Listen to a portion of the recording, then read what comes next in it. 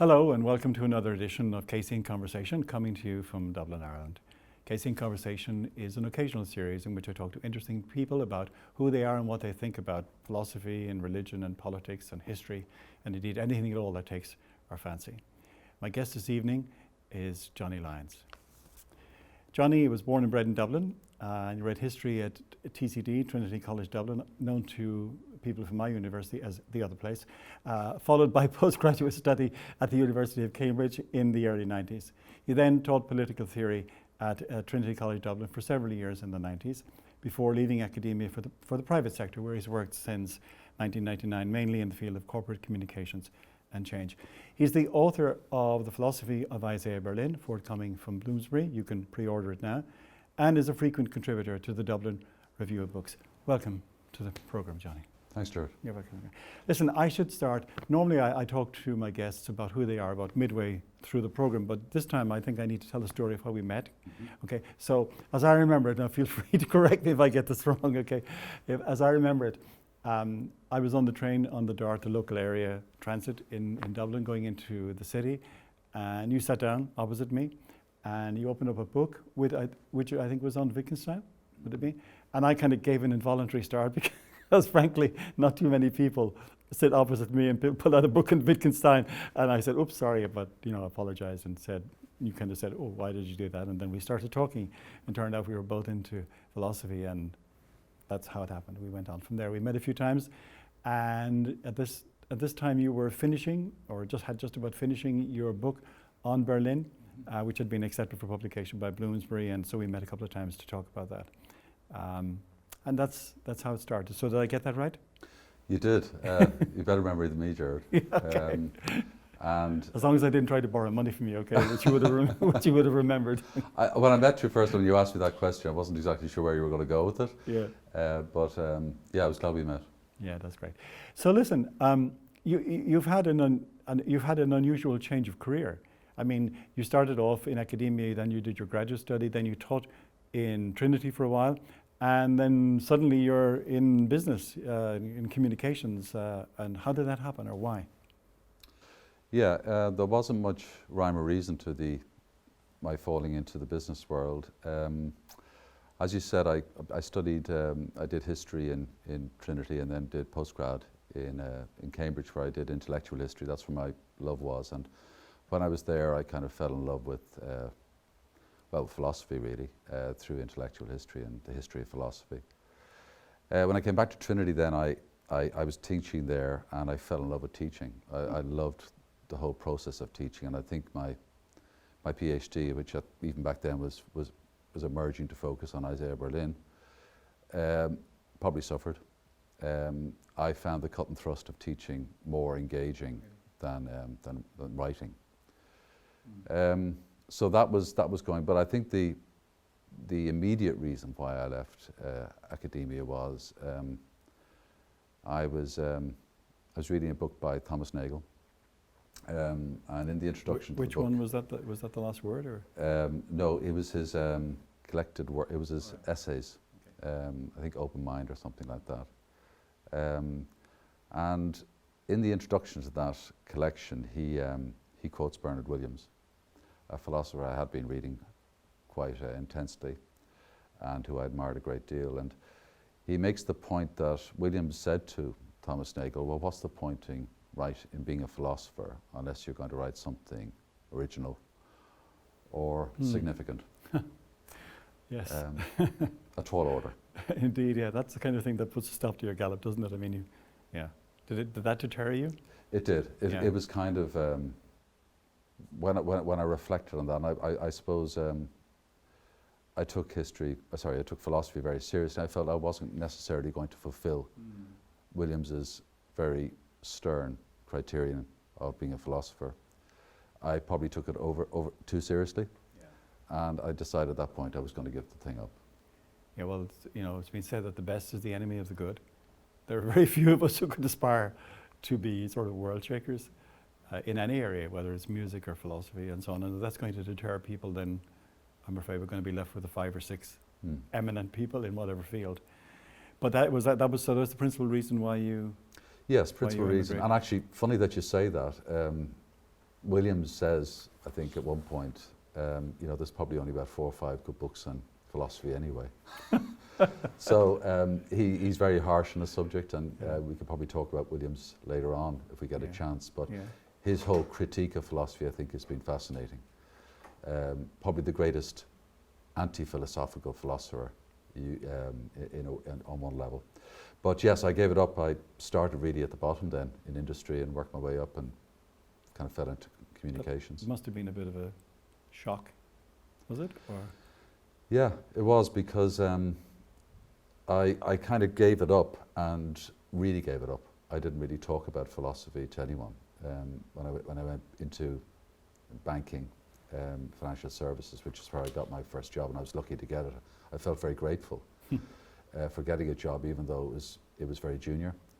And I felt that if I started talking about philosophy to people, it wouldn't have gone down well. Yeah. They might have thought I was pompous, Yeah. And I was really making a break from that. So I waved goodbye to it externally, All right. but I continued obviously being an avid reader of philosophy. Okay. So I lived two lives really. So but the book that's now coming out on Isaiah Berlin, right? So that's the work of how many years?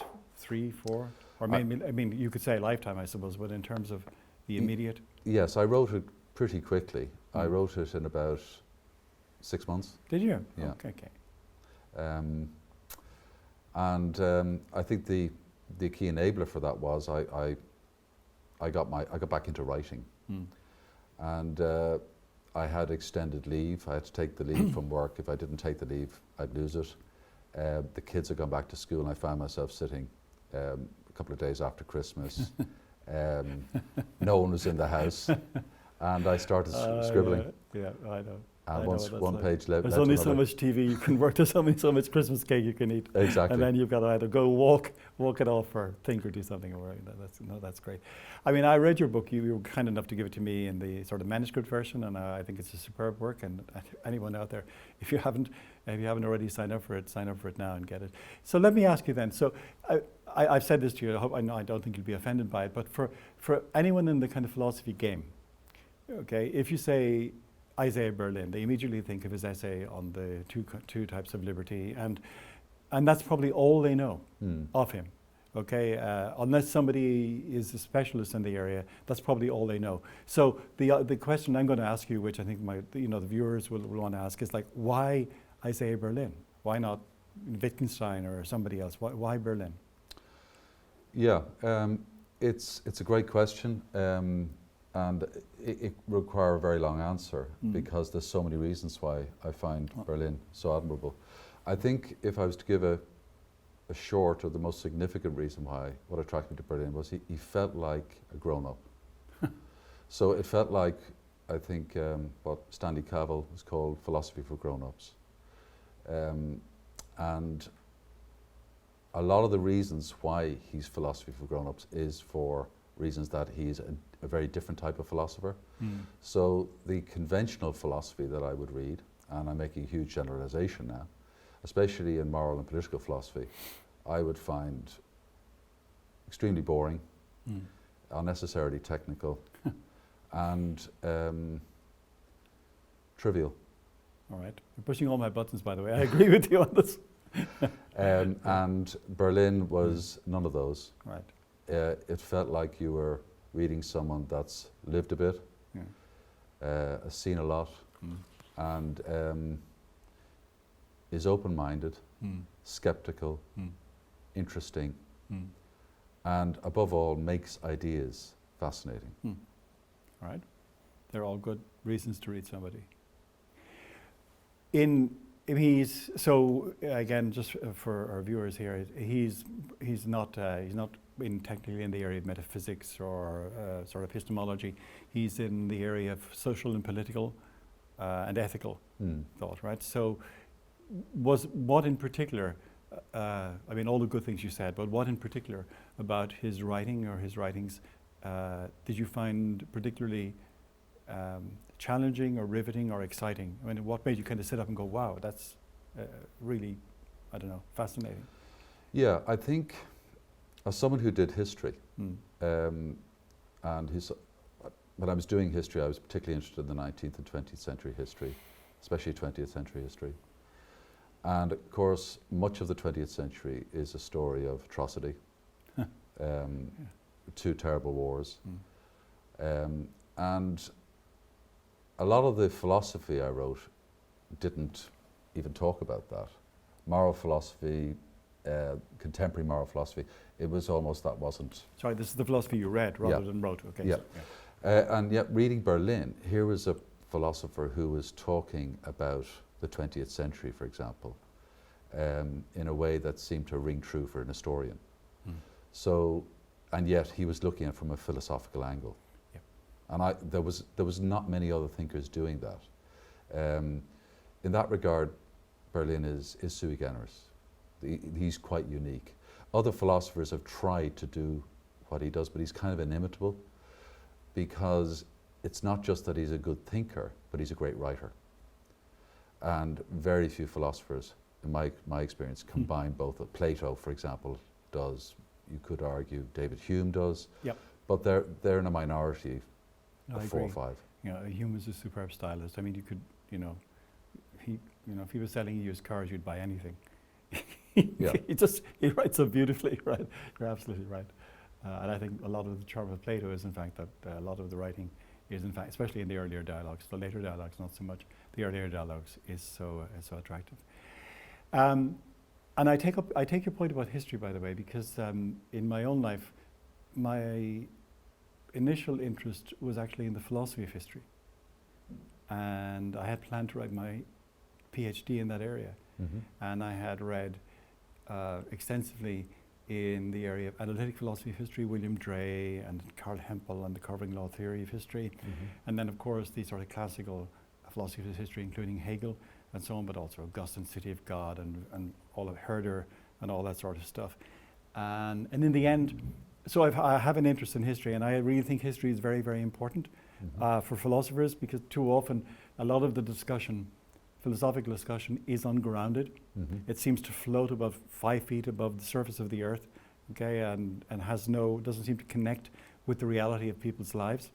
And history is one way in which you need to pay attention.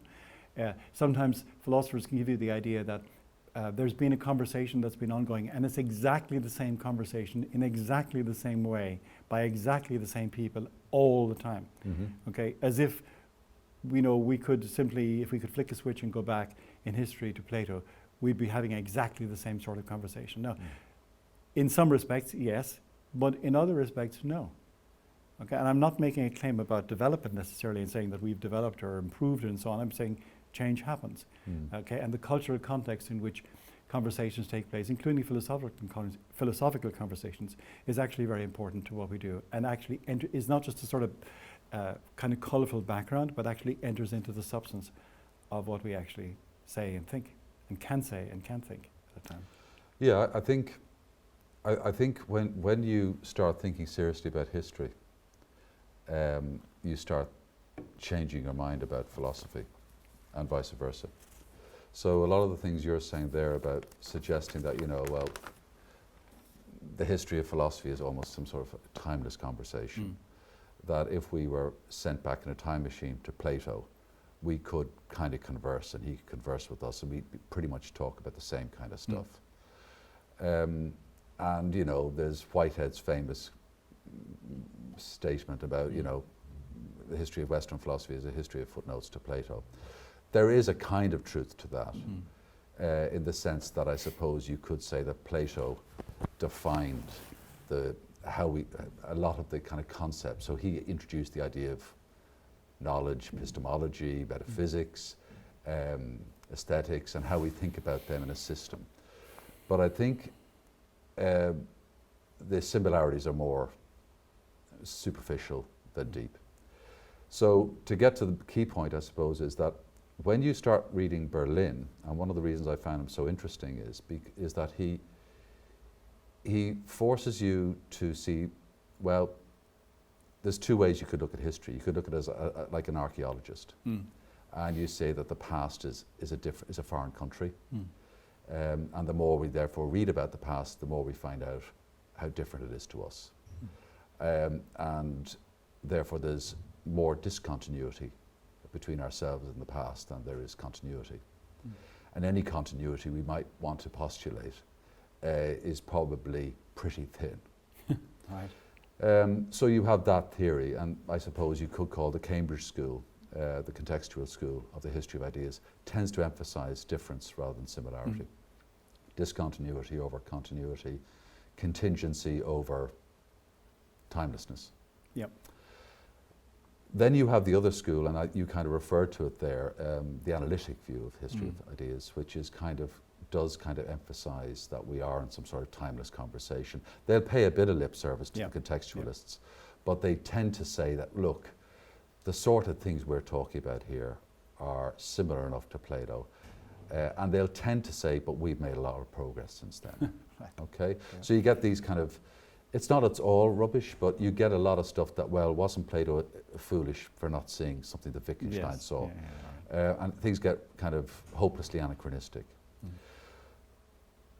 I believe that Perlin shows there's a way of avoiding the pitfalls of anachronism and the pitfalls of what we might call contextualism, where you actually almost have to wave goodbye to history, or you make history the maiden of the present. Yeah. And that's when I think history of philosophy gets really interesting, how he actually explores what is possible. What does history tell us that is philosophically significant? So for him, what does history of philosophy tell us that's significant? Yeah, I think there's a couple of things. He would want to say that when we read Plato, we have to imagine that, yes, he lived in a very different place. We can't say that there is any kind of how he looked at the world is the same as we looked at the world. But he would want to postulate we can at least understand what he was saying, right, in a meaningful way. So he would postulate or demand or agree that there is some level of common humanity between the ancients, the medievals, the early moderns, and ourselves. That there is some level of continuity over the history of Western philosophy. But at the same time, he'd want to say that there's huge differences. And he wants to say that how do we, in some way, marry the truths of contextualism, let's say historicity, with a notion that there is such a thing as the truth. Okay? All right. And that, I think, is where he feels where the action is. Okay? Right. So, and it's a very, very difficult task to do. Well, maybe I could give I don't know if this would be an illustration, but let me put this to you and see what you think. Much of contemporary political philosophy concerns itself with the state, its nature, its powers, its limitations, the way in which it's constituted, and so on. And so that when they're talking about Plato, they'll talk about Plato's theory of the state. And my objection to that is that whatever you're talking about, and whatever Plato was talking about, it's not the state as we know it, which doesn't come into existence, for 1600 years at least afterwards. So there is an example of discontinuity. And you might say, well, it's only a word. But I would say, well, words are important because if you use a word like the state in its modern setting, you have a certain idea of what's involved in that. And to move that back 2,000 years or more without flags and warnings is to commit a serious historical and philosophical solecism. Yeah, I completely agree. And history ceases to be interesting when we start doing that. So, typically the history of conventional analytic histories of political thought start talking about, what was Plato's view of the state? What was Aristotle's view of the state? What was Aquinas' view of the state? What was Hobbes' view of the state? Kant's, Marx's. Yeah. And we then, history then becomes a plaything. Yeah. And it gets pretty boring. And it's pretty meaningless. Yeah. And, that's not what history is.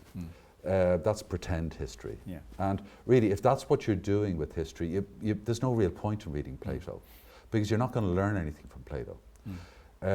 When you when I think you immerse yourself in Plato and you try and hive off your current concerns about the state, and you actually read the Republic, the first thing you realize is, well, isn't it interesting that he wrote this in the form of a dialogue? Yeah, exactly. Yeah. Okay?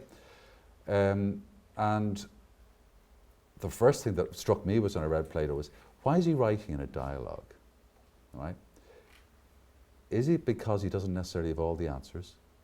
Mm-hmm. Does he think that this is the way to do philosophy? Mm-hmm. And then you know, if you're interested, then you read beyond the Republic, and you might read, you know, later works, the Phaedrus, for example. Yeah. And then you realize he was probably still in tension with his great teacher, Socrates. Mm-hmm. And we know that Socrates never wrote, committed a word to print. That was left to his student Plato, or Plato. So, and then you realize that, well, what's going on here? What's going on in the dialogue? And then you start thinking, well, what is philosophy anyway? Is it a question of finding out doctrines? So if I become a good philosopher, do I find out 10 truths that someone that hasn't done philosophy do?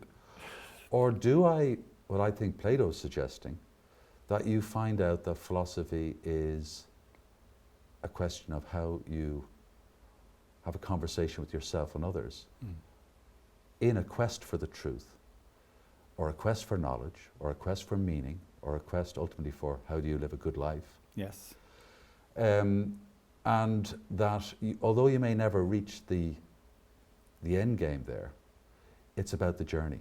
And the journey is probably going to take the form of a conversation, because you're not going to have those answers yourself by looking into your heart and finding, oh, Johnny Lyons, this is what it's all about. It's probably going to come about as a result of conversations with other people, cut and thrust, then reflecting on it. And you're probably going to find out at the end of that, well, a bit like Socrates said, you find out you're more ignorant. But it's that kind of profound ignorance. Yeah, I used to say to my students, when you finish your degree, you will discover that there's a lot more you don't know than you thought you knew, right? But it's a higher class of ignorance. So in a sense, the analogy is of a flame as well. The brighter the light, the larger the radius of the circle of darkness that sort of comes around, that the more you can see you don't know. And that's true. And it's also like music. If somebody said, what's the point of listening to music?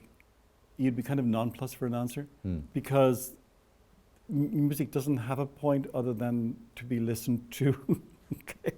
And there may be other things that may make you happy, that's fine, and so on. It may drown out the noise of the jackhammers on the road, that's again, and so on. But by and large, but when you're listening to music, the reason you listen to music is so that you actually listen to music. And listening to music, it's constitutive of the activity of what you're doing. It's not incidental, it's not like, you know, so. But can I bring the conversation though back to Berlin? So let's focus, if we may, on, say, his moral philosophy. Now, one of the questions that comes up, is particularly germane, I suppose, in the late 20th century, early 21st, has to do with something like the objectivity of morals. Is morality something that's objective, or is it simply a matter of, you know, this is how I do it, it's my morality and you have your morality, and if they meet, well and good, if they don't, well, we just have to disagree. A bit like, you know, I like peas, you don't like peas, well, you know, that's just tough, it's just the way it goes. So what's his take on say, the question of moral objectivity, if that's not too crude a question?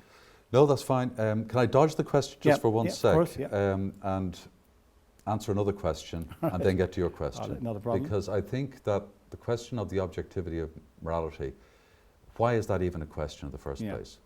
Why do we talk about the objectivity of morality in the way we don't talk about the objectivity of good ice cream? Okay. All right. You may want to talk about the objectivity of ice cream, but or something else along those lines, but it probably wouldn't be a very fascinating discussion. So I don't know. Depends on how much you like ice cream. It does, but it would be an eccentric taste. It would be odd. At the very least. So I think one of the reasons we kind of talk about the objectivity of morality is because we feel that it may be subjective, and that morality at the end of the day may be just a question of taste, unlike science. Right. All right? So I think when we look at this question, probably over the last 100 years, we tend to come to that question with a lot of preconceptions. We tend to, so if someone says, well, do you think morality is objective? well, it's not as objective as science, okay? And if it's not as objective as science, how could it be objective, All right. okay? So when you start getting a bit more reflective about this, you start thinking, well, what makes science objective and possibly morality not objective? And you start saying, well, science answers questions, doesn't it? And I'm not sure. So you might say, well, what sort of questions does science answer? Well, you could say it answers kind of two types of questions. It answers empirical questions, and it answers what you might call mathematical questions. So someone might say to me, you know, when was Barack Obama born? Okay? And when was Trump born? I may not know the answer to that question, but I know how to find out where to get that answer. Okay? So it's an empirical question. I may or may not know the answer. If I don't know the answer, I know where to get the answer. But that would be an historical question, right? It would Rather be. than scientific. Yes. Yeah. It would be, but it would be an empirical historical Right, question. We could find out the answer, and once we find it, it's uncontroversially Yeah, true. okay. Similar with the mathematical question. You can ask, what's 2 and 2? It's 4, and then it goes on and on and on. And mathematics obviously gets much more complex than that. I mean, the point of being, sorry if I may interrupt you, the point being that if somebody disputes that 2 and 2 is 4 or 2 and 3 is 5, you're going to wonder what it is that they're doing. I mean, are they using another system? You say, are you using another base? Yes. And they say, no, I'm using the normal decimal 10 base. And you go, and you are familiar with the concept of addition? And he goes, yes, I'm fully familiar. And now you're really puzzled because you don't know what to do with that, right? Yes. Yeah. So they're not accepting the basic rules of the game. Yeah. Once you accept the basic rules of mathematics, everything follows.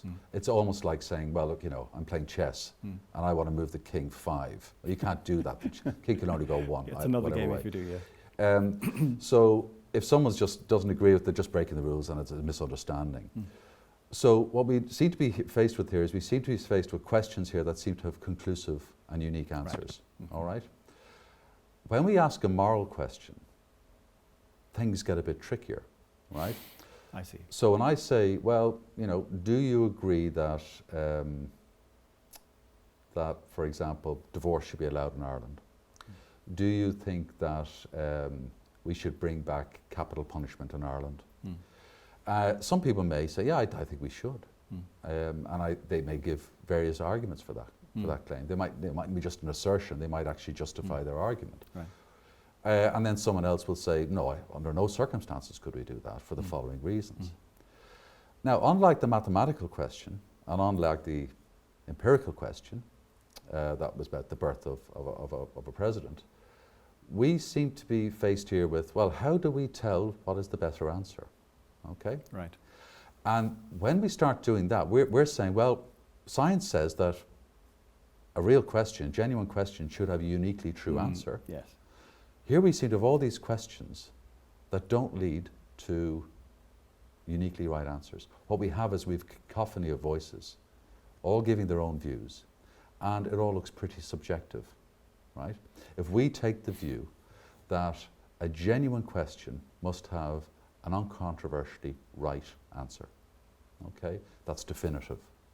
And even though we may not have the answer today, we would have a pretty good idea what the answer would look like. Right. So you don't have to have the answer today, but you'd know what it would look like. Now, coming back to your question, yes. One of the reasons I found Berlin interesting was because he helps us make sense of the fact that we may not have uniquely conclusive answers to to moral questions, and yet still believe in the objectivity of morality. Can I hold you on that point? Because I think that we need to probably clarify something here. So it would seem to be, at least many people draw the conclusion from the multiplicity of answers to these questions, that there is no right answer at all, and there is no idea of objectivity. That the mere fact that we have multiple answers to the questions means that we have to kiss goodbye to the whole idea of objectivity. And Berlin doesn't say that. No, and I think there's two ways you can look at that question. It's not in the trivial sense that you could have a lot of people not accepting the truth for non-rational reasons, okay? So I can imagine a scientific truth out there and loads of different views about what the answer to that is. So it's not that kind of problem. Yeah, I understand you.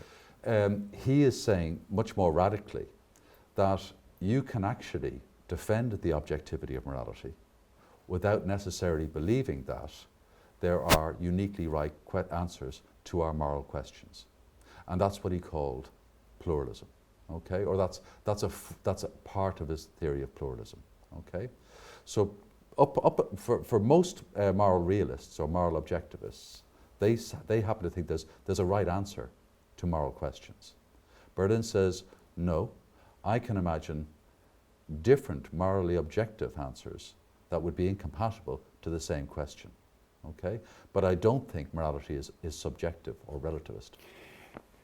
So let's tease out some of those notions, especially of objectivity and subjectivity. So if Berlin or you or anyone is to say that a moral view can be objective without being, as it were, rationally coercive, so that everybody has to agree to it, otherwise you have to give it up.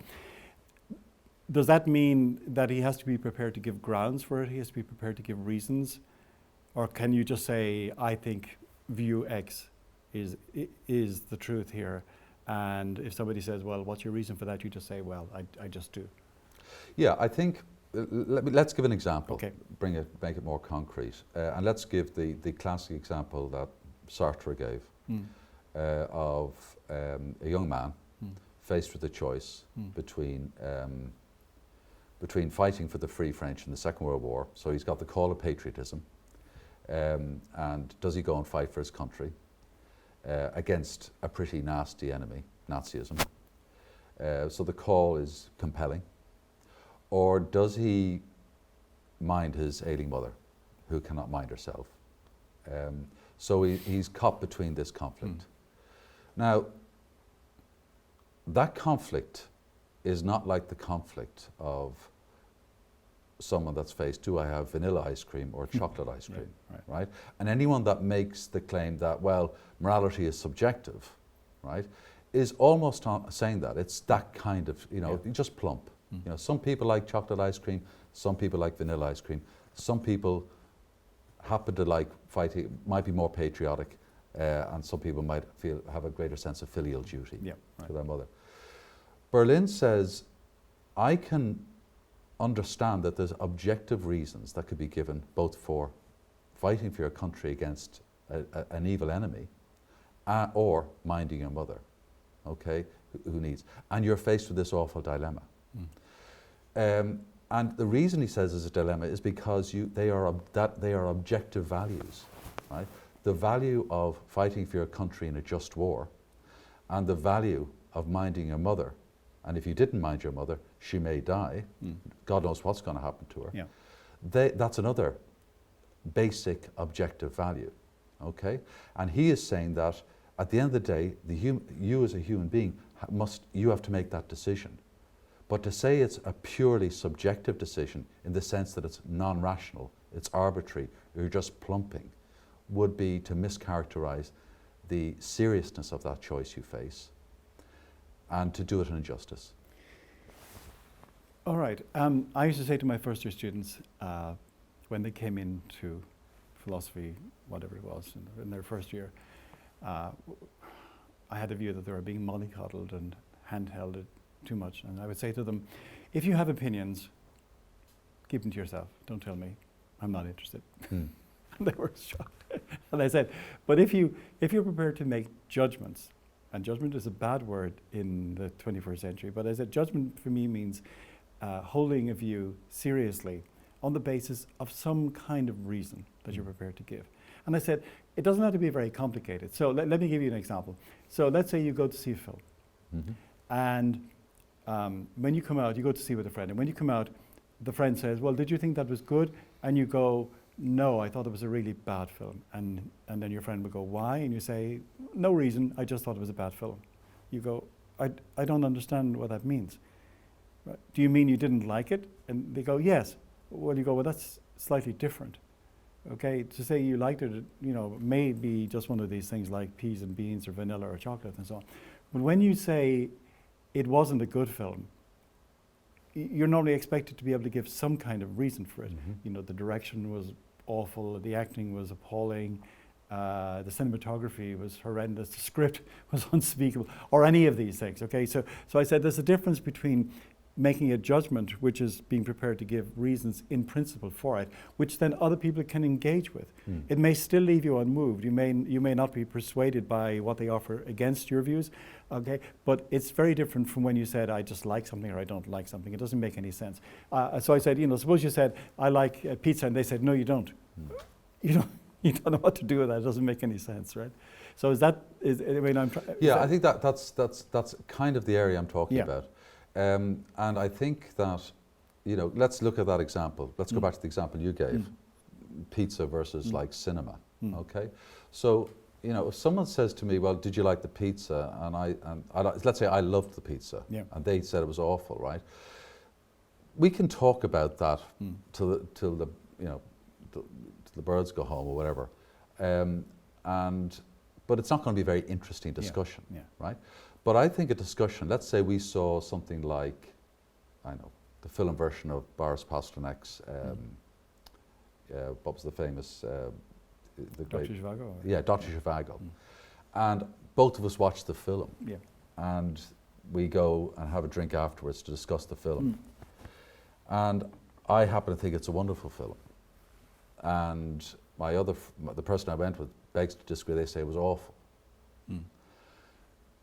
Now, that's a much more interesting discussion, potentially, than just talking about the superiority of a pizza over some of the things. It was a very poor pizza. Why is it more interesting? Well, because we're going to start talking about things that are philosophically interesting, right? Because that film is based on a very rich book, it's going to be talking about human concerns. It's going to be talking about tragedy. It's going to be talking about history. It's going to be talking about infidelity. It's going to be talking about guilt. They're all fascinating topics. And some of us have better views on those than others. And I think philosophy, if it's being honest, says, yes, there are better views. Some people have thought and written better on those subjects than others. So I am pinning. So I'm not saying that everyone's opinion is as good as everyone else's. All right, everyone's entitled to their opinion. That's right. But not everyone's opinion is worthy as others. Absolutely. I mean, of course, in my heart, I agree with you. But let me play devil's advocate on this and say, well, that's all very well for you to say, Johnny, right? But how is it that your opinions are better just because they're yours, and you just say, I've thought about them longer than you? I mean, what makes one set of judgments on a particular issue, say the value of a film or whatever it might be, or a moral problem or a moral situation or a moral judgment, better than another? How would you go about doing that? Or is that a matter of subjectivity? Well, I think there's a few things. First of all, you may have, let me say, a more capacious understanding of a complex topic than someone else. That someone else may not agree with you about that. You may not be able to convince the person of that. But what you're really saying is, but I think I've thought about it more. I've read about it more. That's no guarantee that you're going to have a superior view than someone else. Because someone might be able to get to that insight quicker than you did, okay? But it's not going to be the same insight. The insight you're going to bring to a really interesting film is going to be necessarily different to someone else's. And then we're kind of into the idea of, well, some people's opinions are more interesting than others. What makes their opinions more interesting? Well, they're richer, they're deeper. The interest of them lasts longer, right? And so I think the test of time is important. There's critics that we read today about what Tolstoy said in War and Peace, more than other critics who their views were, well, it was kind of interesting at the time, but it fizzled out. It ceased to be interesting. There are novels we read today that we probably won't read in 100 years, but we may be reading War and Peace. We may be still reading Dr. Zhivago. Yeah. Okay? The reason we read those is because we feel that those books capture something deep about human nature that is undeniable and makes us think in more interesting ways about the complexity of life. And people that fail to do justice to the complexity of life, we may say, maybe unkindly, have a more superficial understanding of life. So I'm not afraid to say, and that doesn't mean that I have a more deeper understanding of life, but I think the more you think about life seriously, the more you reflect on it, the greater the chance you have of having a better and deeper understanding of the complexity of life. If you don't think about these things, it's unlikely you will. It's almost like, you know, to use the analogy, I'm not going to get faster unless I train. Yeah, I mean, one way of coming back on to you on this topic would be to say, well, there are two ways. The first way I'm going to go is this. Somebody could say, look, yes, there are many moral topics on which there are multiplicity of views, but there are some where there is practical unanimity. So most people would say that it is never right, or it is always wrong, to deliberately and for no superior reason, as it were, to take the life of an innocent human being. Okay, and that all societies recognize this. They may circumscribe it in various ways. They may limit it, if you like, to the in-group rather than the out-group, and that's been the way it's been for much of history.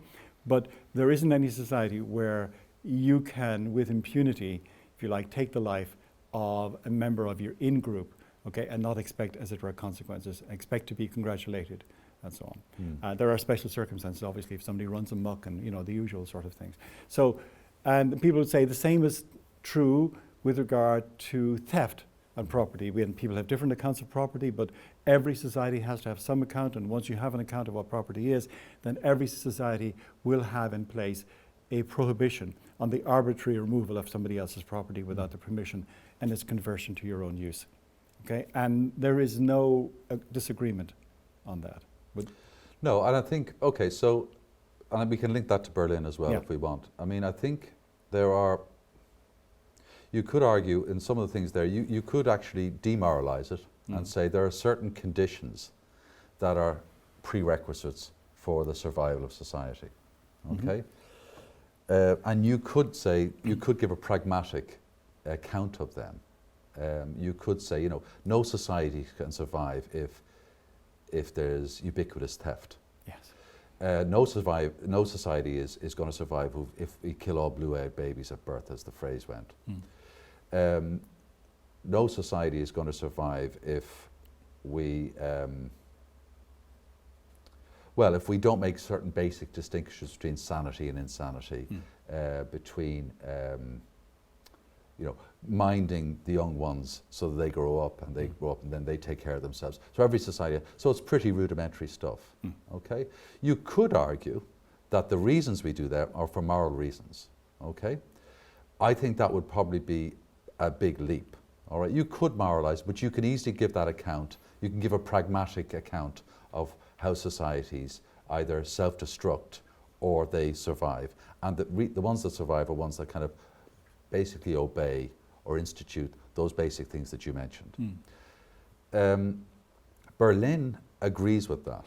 He says, look, there is this plurality of values, but there's a kind of a minimum common basic humanity that has to exist for morality to even get off the runway, if you like. So for even us to face the choice between, for example, going back to the example of someone faced the choice between going to war and for his country or minding his mother, there has to be some sort of society in place, a level of predictability in place for even those dilemmas to arise and for it to be a dilemma, okay? The question though is and this, then you get more philosophical. So once you start moralizing that and you say, well, I think that those things are morally basic, you may argue that, but then a moral philosopher might say, well, what defines a baby? Okay, you said a human being there. I can't imagine any circumstances in which we would, you know, kill a baby, or, you know, for fun, right? And yet there have been societies where that has happened. And those societies have typically given moral arguments for genocide. Okay, and we saw that in the 20th century, how abominable that was. So they tend not to give a pragmatic reason, right? They tend to say, well, it's not just we want to reduce population or we're just doing this for fun. We say we need to kill those babies because they are the offspring of, for example, the wrong kind of people, whatever it might be. And so the very things that we think are basic can all of us quite easily become controversial. Yeah. That's not to say they are controversial on one level, but again, we're back into, well, what defines a human being? Yeah. See, this actually leads me then to to really the probably the most basic question of all, which is, what makes something to be a matter of morality? Who gets to say it? I mean, do we get a telegram from heaven? Is it something that just kind of arises naturally out of social conditions? I'm going to read you something from your own book, if you may. I hope that, so, because you were talking about Gemma Anscombe, who said, and she said the following: she asks how modern moral thought can retain its power and authority if it can no longer rely on the very foundations from which it originated. More specifically, she asks, how can modern moral theory and practice maintain their purchase on society, given their dependence on the conception of morality derived from God? Her answer is that once God or belief in God disappears, along with the corresponding concepts of moral obligation and moral duty that form an inherent part of the Christian worldview, the meaning and power of our inherent morality can hardly survive unaffected. So what she's saying is, you know, the moral underpinning of, the underpinning of our moral beliefs from most of what we would regard as Western civilization for most of its history has been Christianity or Judeo-Christianity. If that declines or you take that away, okay, it seems like you have a moral superstructure which is sort of sitting up there without anything holding it up. And that's, of course, more or less the point that Nietzsche made, okay, and others, and Schopenhauer to some extent as well. So is she correct in saying that? And if she is, do we put something in to shore up the superstructure? Do we put in a new foundation, or are we left, as it were, with morality as a kind of grin on the face of the Cheshire cat, slowly disappearing? Yeah, I mean, I think that's one of the toughest questions. I think the reason I wanted to raise Anscombe's questions because I think it's one of the toughest questions, and I really don't think the contemporary moral philosophy has really addressed it. It almost operates on the basis that question we can circumvent that question, or in fact the question doesn't even seem to emerge. If I could put her question a bit differently, put it in a more Dostoevskian way or Nietzschean way, and say, like, if God is dead, is everything permitted? Yep.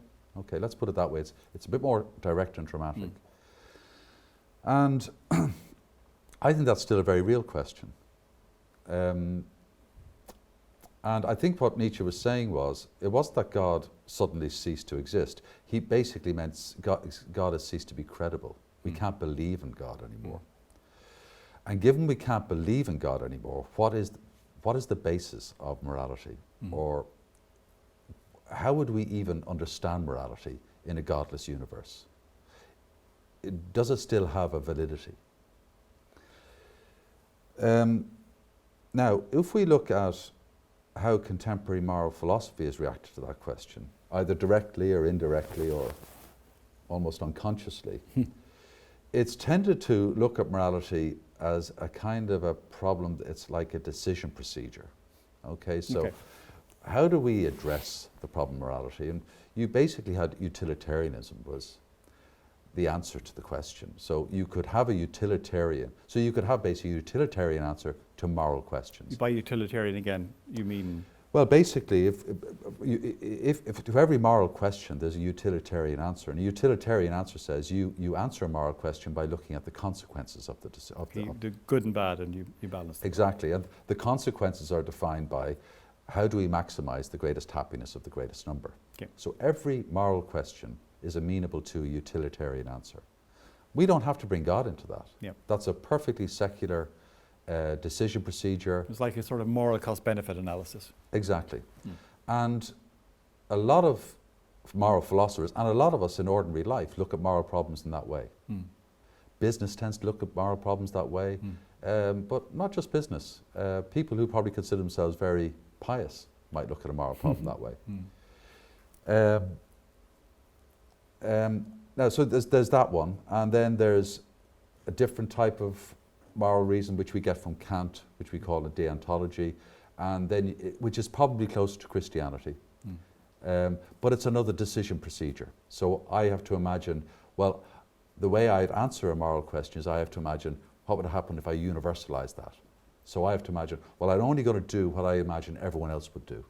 And unless I can think that I can universalize my answer probably isn't correct. Now, I'm basically giving a thumbnail sketch. No, I understand. Things are more complex than that. And there's plenty of caveats with both of those theories. But I don't think really either of those questions answered the Anscombe question.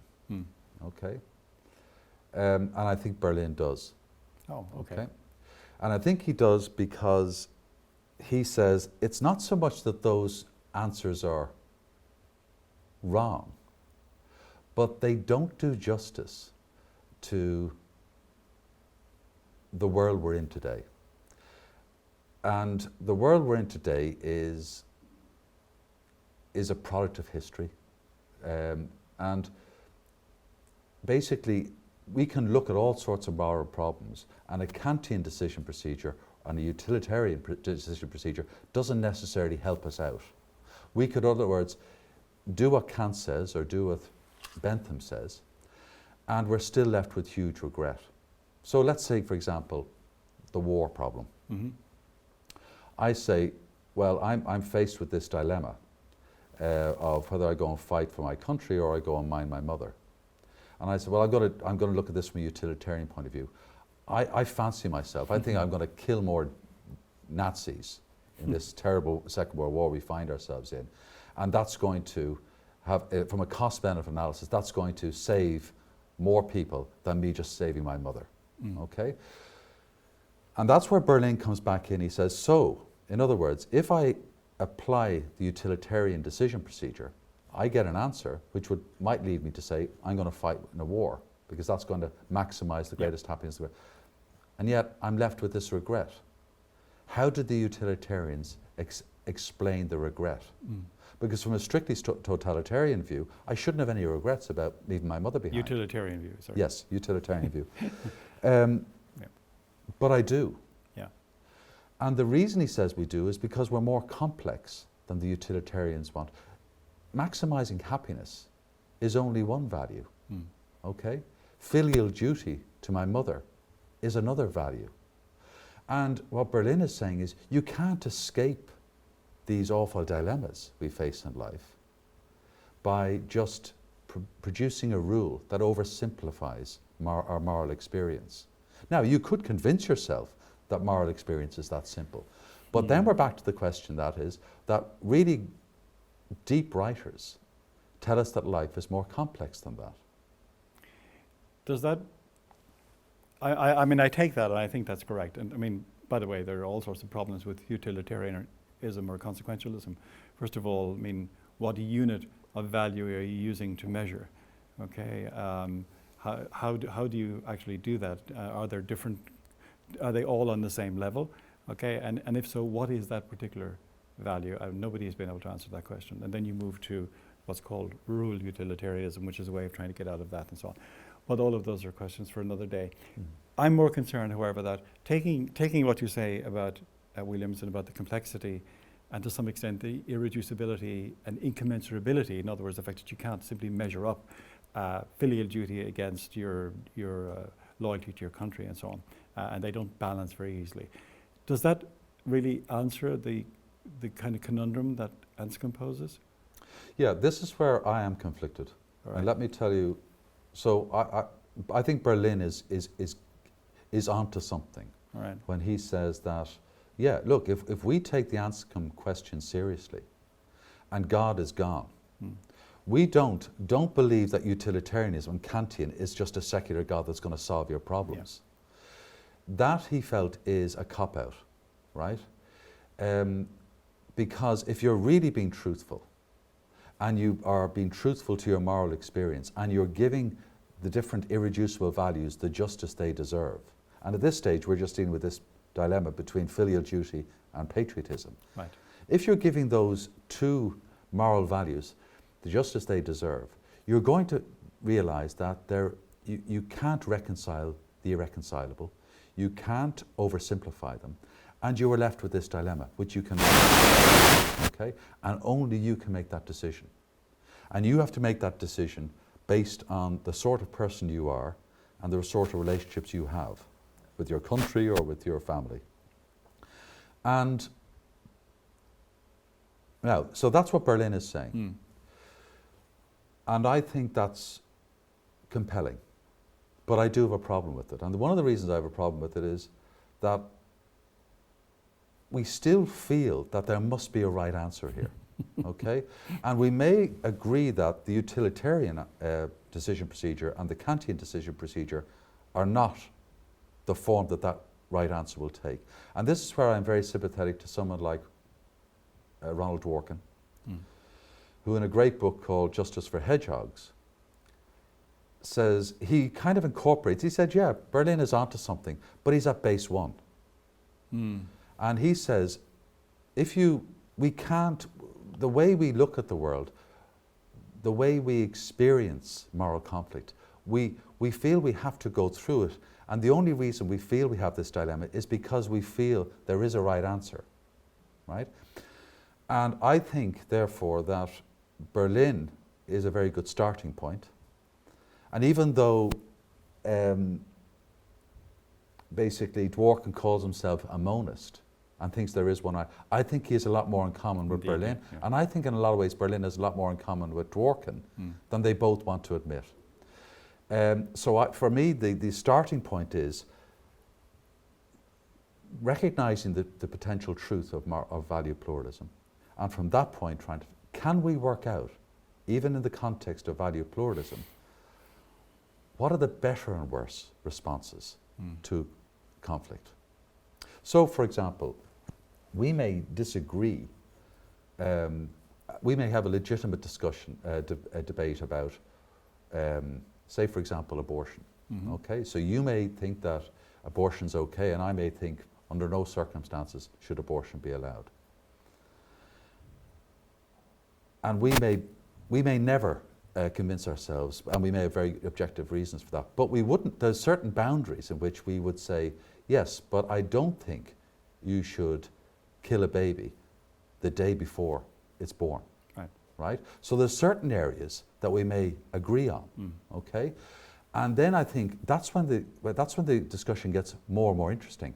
Where are the areas we agree? So where does value pluralism and this common morality that you talked about at the very beginning, I think that's the area that needs to be explored in a realistic way, but in a more ambitious way by value pluralists and by what they call moral realists. Ooh, well, there's a lot more to talk about. I mean, you talked about Ronald Dworkin, and then there's, of course, Anscombe herself, and the kind of tradition she started that was picked up by Alistair McIntyre, so-called virtue ethics, which is another sort of strand. You can either see it as a competitor to deontology, the kind of Kantian view, or the utilitarian consequential view, or you can see it as something very different, okay? And maybe that's a way of feeding into the exploration that takes you beyond the starting point, the value pluralism that you find in Berlin. I agree. I mean, I think when you mentioned that, I mean, I think that modern or contemporary moral philosophy tends to be about rules and duties. And I think those sort of things only make sense in a God-filled world. Where I think value pluralism will hit a richer soil is when we start looking at virtue ethics. So when we go back to Socrates and Plato, they said, how do you live a good life? Yeah. That for me is a far more interesting question than what rules should I obey? That actually takes us back almost to our starting point. Johnny, we've run out of time. Well, I think we've only sort of started the conversation. So can I get you to commit yourself on air to coming back if at some stage the viewers you start writing comments to me saying, why didn't you ask him this and why didn't we talk about that? Would you be prepared to do that at a future date? I'd be delighted to. Thanks, Jared. Johnny, thank you very much indeed. Thank you. Very good.